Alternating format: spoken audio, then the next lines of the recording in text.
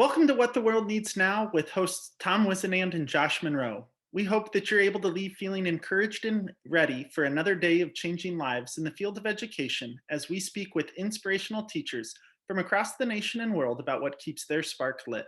In this episode, we talk with Miss Sutherd, a teacher in residence for Class, an ed tech company, about how education has changed and what can be done so that educators can continue to meet the needs of their students. Without any further ado, Miss Sutherd.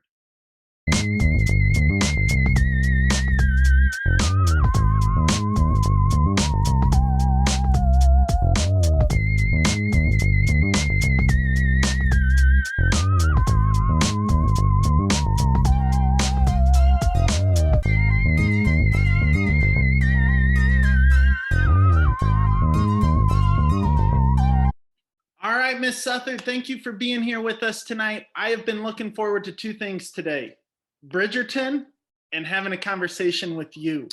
For our listeners that don't have the privilege of knowing who you are, could you give us a little bit about who you are, where you're from, and what's your role in education? Yeah, so my name's Miss Sutherd. My first name's not totally out there all the time, but it's very Googleable. But I just love keeping it Miss Sutherd because everyone's like, wait, do we know her? Like, what is her name? But I was an elementary school teacher for 6 years. And then my fiance's job was moving us everywhere. So I had to leave the classroom this past summer. And now I'm the teacher in residence at an ed tech company called Class. That's really cool. I love ed tech, and I think it's just going to get bigger and bigger as the world moves forward. What made you want to be an elementary teacher in the first place? Yeah, I wanted to be a teacher since I was little. Like I remember lining up my stuffed animals and teaching them everything I could make up. And then when I got out of high school, I told my mom I wanted to go to school to be a teacher. It was like my passion. I loved kids. I loved education. And she said, absolutely not. You're going to be poor the rest of your life. You're not doing that. I was like, okay. So I went to business school, failed out of business school, and I moved away. And then I started volunteering at an after school program, and they gave me a classroom like right away. So I called my mom and I said, I'm going to move home, but I want to be a teacher. And she said, I know you were meant to be a teacher. Oh, that's good that she came around then, huh? Yeah. She feels so bad, but she's also like, you do a lot of business right now because of like social media. She said, so you're welcome for all the business classes that you went to. Well, speaking of social media, give us a rundown on that. Like, your account's big, all over the place. How did that happen? Because in your bio it says change the world, and I think you've done some really cool things to help kids. Yeah. So I was never on social media before the pandemic, really. And once the pandemic hit, all my kids were talking about TikTok and I wanted to stay cool with them. So I got onto TikTok and I started posting funny stories, and then they found my account and then they challenged me to a challenge to get famous people to say hello, and it went mega viral. And so then once it went super viral, I think I gained like 1 million followers overnight. It was wild. But I saw a teaching moment and I said, for all the good that we're getting and that's being given to us, because all these people are sharing the videos and liking them, we're going to put good out into the world. So we researched what charities were around us. And once they found out about Shriners Hospital for Children and that there were kids their age that need their help, they were sold and they wanted to donate $1,000. So when I posted that challenge, social media can be such an amazing place. It ended up blowing up and we have raised over $60,000 for the hospital. So it's been crazy. That is absolutely incredible. That is just what an amazing story. And for you to take that teachable moment of, it's not just about us, but get them to think bigger and outside of themselves and like embrace the community. Good for you. I wish more teachers would, one, embrace like social media the way you have, but also like see the power of using it and getting it Yeah. out there for the community to be part of. That's Absolutely cool. I have to ask though, who was your favorite person that you got to say hi to your class?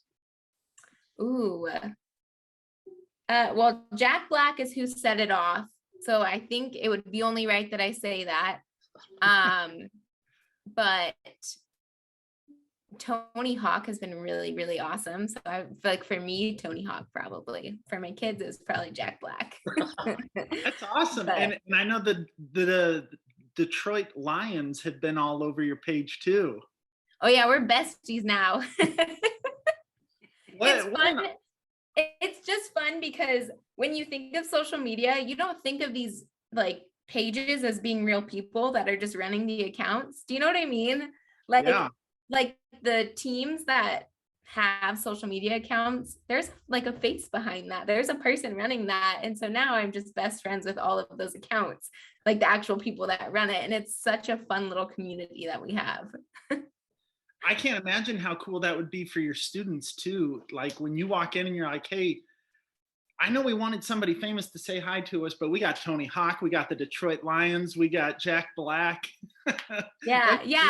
And it was really, I think, important to me because social media can be such a negative place, and not even negative, but it can just be dramatic a lot of times. And I really wanted to show my kids, especially the ones who are like, I'm going to be an influencer when I grow up, I'm going to be a content creator. I really wanted to show them how you can use social media for good and not for the things that they have seen in the past. So I read an article about exactly what you're saying. Kids want the careers of influencer. They understand what that is. Like the concept is there, and content producer, like they understand what it is, and that's what they want to be.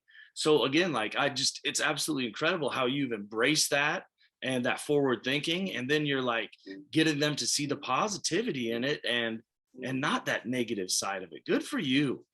Good for you. Thanks. Yeah, it's been a really cool ride, and just also getting to kind of unveil the teacher side of things. Like I'm a real person, I'm not just a teacher. And I know you guys know too, posting on social media, people have all these rules for what educators should be. Right.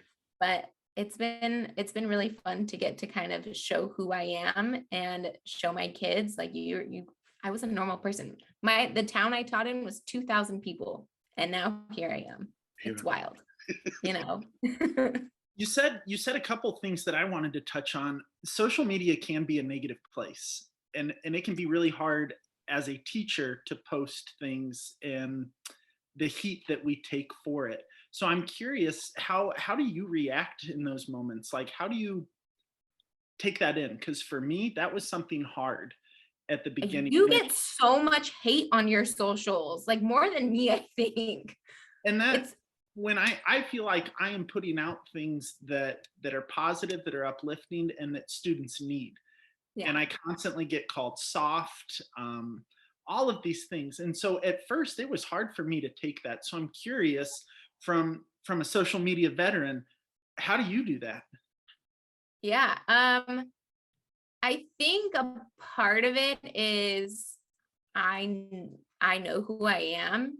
And like what someone says on the internet about me, I kind of just laugh at. And it's also like, you can see my little pup walking in the background. Sorry. I think it's also the people who take the time to comment negative things are very sad. And that like, it just is what it is. They're just sad people. And no amount of me fighting back to them is going to change their mind. So I just ignore them or block them and move on. Because they exist and none of it's true. And I think showing our kids that like, yeah, the bullies exist and they suck, but what are you going to do? People are going to be mean to you your whole life. Ignore them, move on. You're better than that kind of thing. Absolutely. I love that. And it's setting a good example for our kids, because those are the things that we say in our classroom, right? You even had one video about how you handle bullies, and that conversation that you had with the student about, I know who you are, you know who you are. What they're saying is not true. Believe in you. Like that's what our kids need to hear. and you Yeah, do it. absolutely. There's no validating what a bully says or takes back. They already said it. And then it's like someone calls you stupid. Are you stupid? No. Then who cares what they have to say? I'm not going to ask the bully to be like, say you're sorry, and then it'd be okay. Because then you're just validating what they said. Miss Southard, you're obviously like, you're ultra strong in who you are. You're ultra like positive. You have this wonderful vibe, like just about you Oh, and your thanks. socials. Yeah, yeah. I'm curious, like during your career or like when something gets really, really tough, like how do you keep yourself centered? How do you go back to um find that positivity? How do you keep that just alive and vibrant? I get asked that so much. And honestly, a part of it, I think, is like nature. Like my mom said when I was little, I was just a happy kid. But I also think that, nothing is permanent in life. Even being here isn't permanent. And there's a lot of people who aren't fortunate enough to get to live this life, and to just kind of be thankful for that every day, even on the hard days. Because when you're experiencing the hard days, you're still here, Yeah, and taking in those hard days and realizing we're all going to have them, right? And Yeah. we can get through them and try to see that Totally. positive light. Yeah. So now I'm curious too, when you were in the classroom, like you obviously created a safe place for your kids. How did you do that? What were the ways that you invested and connected with your students and let them know that you loved them? Ooh, this is good. I think obviously fun and letting kids be who they are.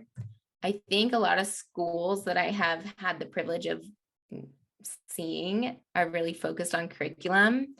And I think what they've lost is that kids aren't going to learn from you unless they feel safe with you and they love you and they can have fun with you. And so I always try to build relationships with them and have fun with them and really show them that I'm a human they can trust. Yeah, I think what you said is so right about letting kids be who they are. Yeah. And I think we need to change some paradigms of parents and other teachers sometimes. If a kid's a class clown, maybe they want that attention, and maybe we need to give them the opportunities to have that attention and use their humor and teach them when it's appropriate and when it's not, versus just shutting their creativity down completely, Right. and then taking that desire away from them. Or maybe a student does want to share, like they just can't contain themselves and they're so excited to share, but that's just who they are and they're genuinely excited. Instead of shutting them down, let's give them the skills to write a note, or let's give them skills to just keep that in yourself, and then when I ask for questions or comments, please share that with us. I think sometimes in schools, like, we do put kids on lockdown, and that's terrible. That just takes the humanity out of education altogether. Yeah, you can't teach the whole child like that. And not every kid is the same, And when you think about how like you learned as a kid, like I was the chatty Cathy. I wanted to talk to everybody. So telling a kid to just sit down and listen to me talk, I'm like, that's not fair. I wouldn't learn like that. That's exactly how I was. I was super talkative, and then we got Tom over there. He was the naughty one. Knew it. I could see that. Something that I feel like has changed in education since the three of us were in school, though, is there was that system of every kid needed to fit this cookie cutter plan. Yes. And I have seen it start to shift. We've got educators like you, Miss Sutherd, that are going in there and they're changing that system. And I think that there's some really positive changes that are starting to come in education. Do you see that? I do. I think that there's more work that can be done always. And I think that there's almost this, it's like frowned upon if you teach in a different style than what we've been taught in the past.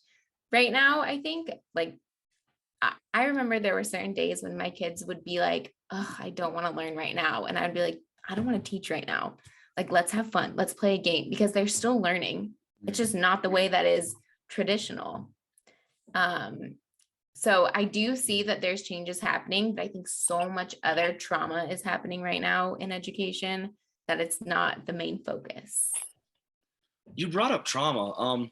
What are the big issues that you see in education? You're out of the classroom a little bit, getting some different experiences. What is your view on the big things facing education? So I can't comment on the parent side of things and the kid side of things because I'm not a parent and I don't really think that's fair. I can only say that I think educators need support, and I don't mean support in like, yeah, we love teachers. I mean support in paying them more, obviously, and supporting them when they want to leave, or supporting them when they speak up, or there's a stigma when an educator is like, hey, I've had enough, I want to go into ed tech. And then people are like, well, what about the kids? What about this? What about that? I think the teachers just need support, more support. How do you think we bring those issues to light for parents, for people that aren't in the education system, that don't understand everything that is put on our shoulders? Because it's not just teaching the curriculum that's on us. How do we bring that forward to other people? That's such a great question. And I wish I knew the exact answer. And I really don't think anyone knows, because any person I ask that I'm like, how can you fix education? There's no like direct line to how we can fix things. Obviously speaking about it and bringing it up. But if you're not in the classroom, you don't see it and you don't understand it. And you can always just think like, oh, they're just talking about whatever, it is what it is. So I don't really know the answer to that. That's a good question though. Josh has all kinds of great questions.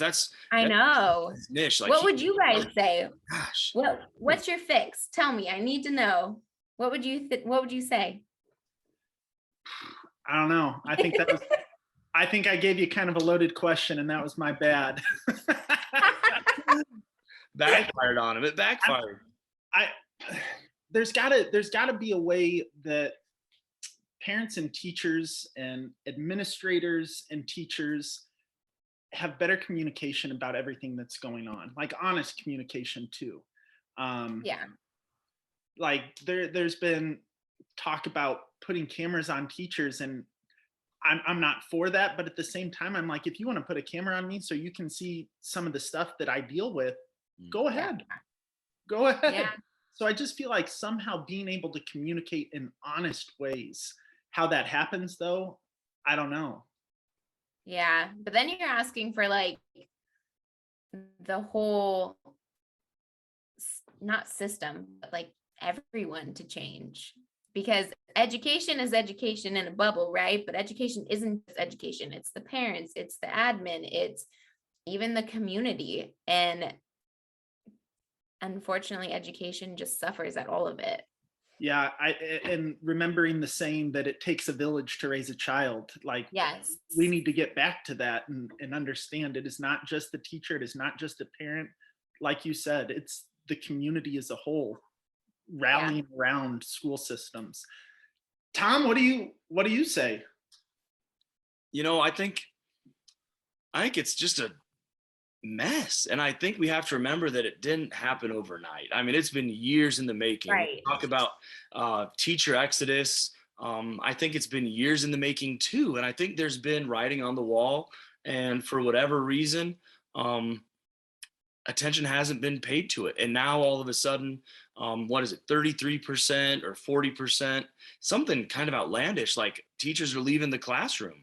And so I think we need to address it in a couple of ways. I think teachers are really great at finding relationships and bringing in the community. And I think great teachers need to do more of that. We need to welcome the community. We need to build relationships with the policymakers. We need to build relationships with the community members. Really great teachers have relationships with the families. I think it goes back to teacher preparation.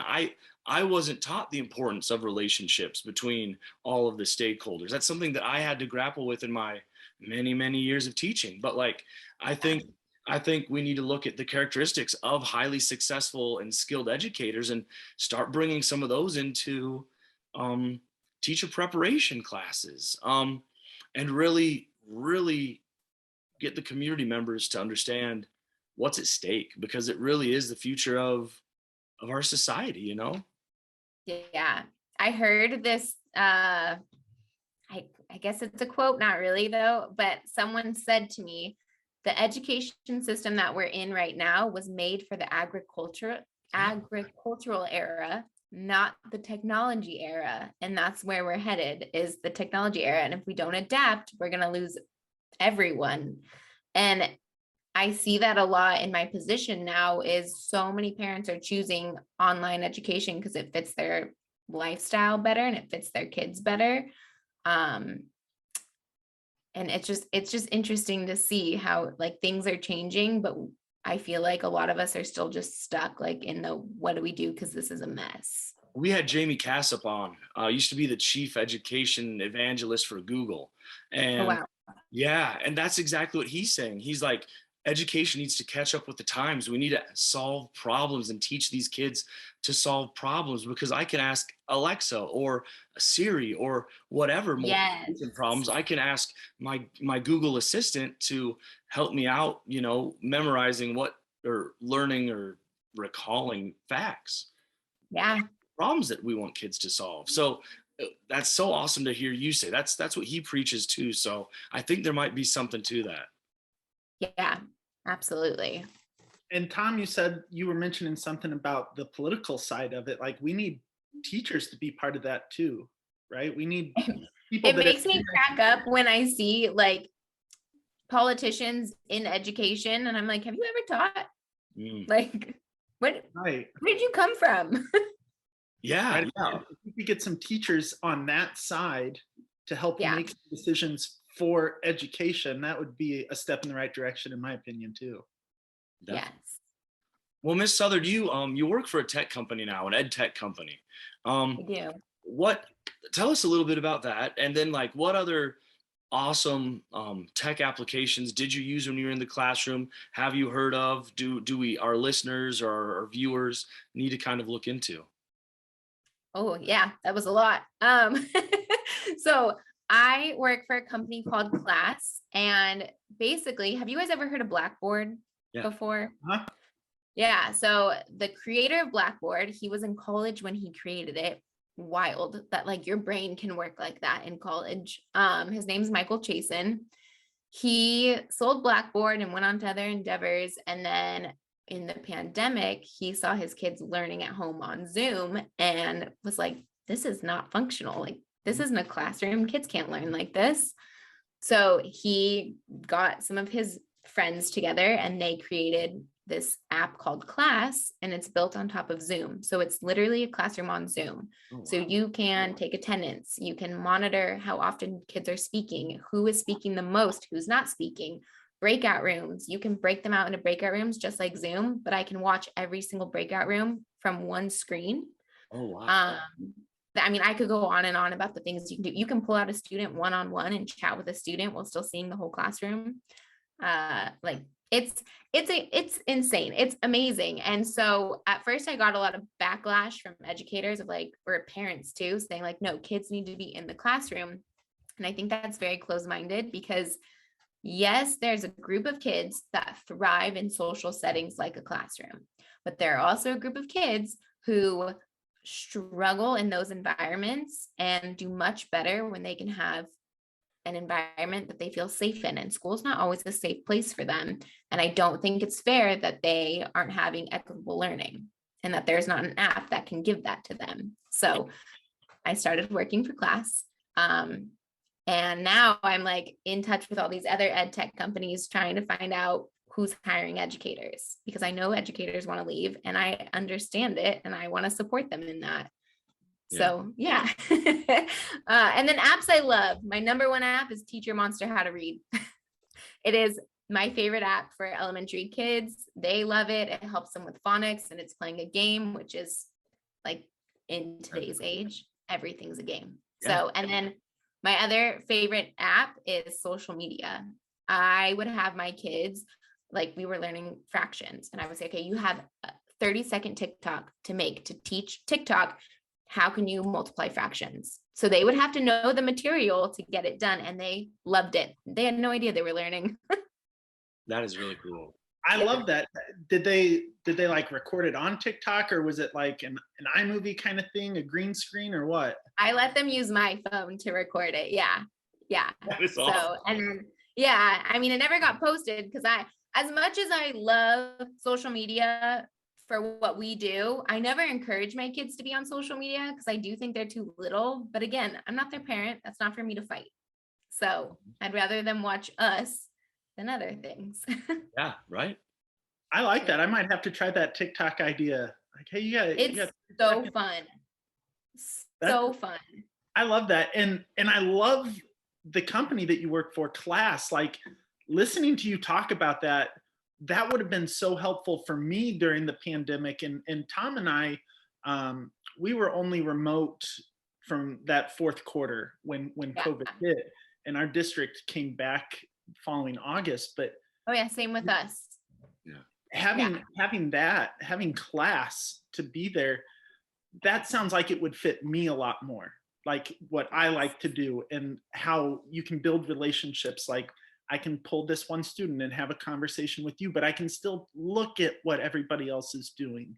Being able to monitor how much they talk, like that can be a huge asset for teachers. And it highlights like in red, if this student hasn't talked at all, it'll like highlight them in red and put them at the front. So that way, you know, like, hey, like either we need to have a conversation with them or I can call on them on the next question. It's so cool. I could geek out about it all day, but well, it seems like to me, like, that's the future of education is heading that direction, right? Like, we're living in a global society.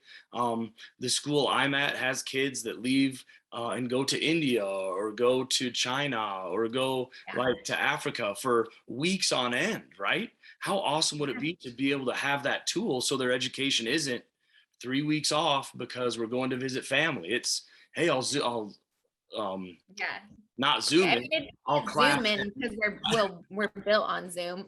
Right. But yeah, I think that's really cool. And like parents, I think there's a group of parents that would probably just fully embrace that idea. You know, school, take it with us. Let's go. You know, let's do. I'm at home now. I'll help you with it. Like, yeah. So that's awesome. That's awesome. It's a game changer. Totally. Absolutely.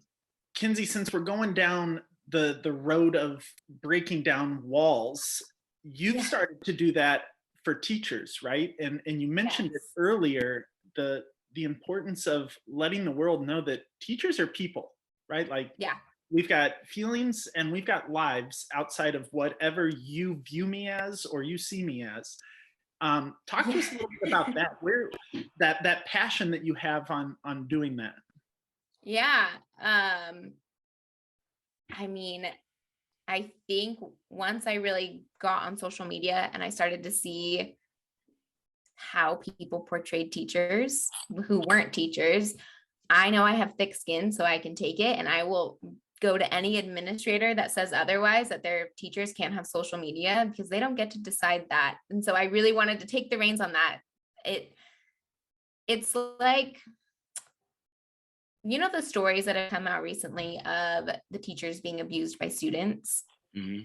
It's like this huge shock factor that, oh my gosh, they're a teacher, but that's a person, and that's a person that's getting abused in their workplace. Take away like the fact that it's a teacher in education, that's a person being abused, right? And so people don't look at us as humans. They don't look at us as regular people. And I will do everything I can to break that down and to show that I like to have wine. I'm gonna have wine after this.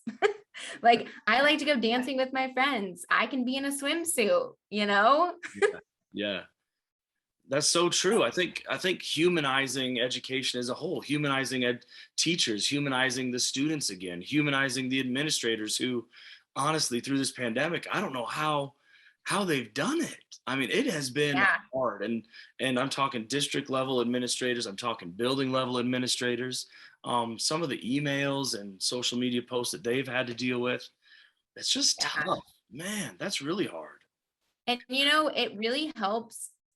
Some parents, I think, are intimidated by teachers, like when your kid's in the classroom. And I think my biggest saving grace was I made friends with all the parents, and I would joke around with them and have that relationship. So like my oh crap moments that I tell, most of the time when I go to the parents and I'm like, can I just talk to you about this? We both laugh, because what else are you going to do? You know, your end goal is to raise this little human to be the best person that they can. Yeah. You guys have the same end goal. Be their friend, like make friends with the parents. Absolutely. I think that going the other way on that too, sometimes teachers are intimidated by parents. Yeah. And the same thing's true. If we can build those relationships, we're going to help the kid immensely more than if that relationship wasn't there, that bridge wasn't built. Yes, totally. Yeah. Well, Miss Southerdy, this has been so much fun. Josh and I look forward to this every week, interviewing somebody new.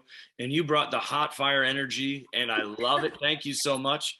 At the end, we always ask one last question. And in the 60s, there was this marvelous song about what the world needed, and it was love. And there were mountains to climb and rivers to cross, but we needed love. What does the world need now? I think about this a lot. I think what I'm going to say sounds cliche, but let me explain, okay? So I think the world needs peace, obviously, but I don't mean world peace. I mean, obviously, like world peace, yes, we need that so much. But I think when I think about peace, I think about inner peace, because a lot of people think that the pursuit of happiness is the purpose of life, right? But happiness is temporary. And when you go on social media and you look at these creators, they bring you happiness, or they bring you to tears, or they're giving you temporary feelings. But what isn't temporary is your inner peace. And I think if we found inner peace, then the world would be a lot kinder.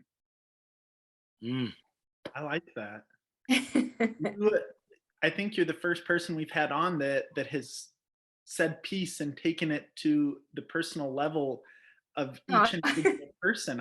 I think that's a scope that I haven't gone down, is if we can be happy and true with who we are, man, we're going to put out a vibe to other people that they need, right? Absolutely. And hopefully we help them to develop that. Yeah. I love that. Miss Sutherd, thank you so much for being here with us tonight. This has been an honor and a privilege. And like Tom said, we look forward to it every Tuesday because it helps us get through the rest of the week. It energizes us, it inspires us. So thank you so much. Of course. Thanks for having me. Ladies and gentlemen, that's our show. We're so thankful and appreciative that you took your time to listen to our guest, Miss Sutherd. Hopefully you're ready for another week of changing lives, and hopefully what the world needs now is helping you to sustain your inspiration as we journey through this school year together. If it is, go ahead and hit that subscribe button. It helps us to continue to get inspirational educator stories out. We hope that as you head out, you remember the biggest factor that plays into student success is you. Your love, your passion, your empathy, your dedication. It's exactly what the world needs now. Thank you for everything you do. Have a good one.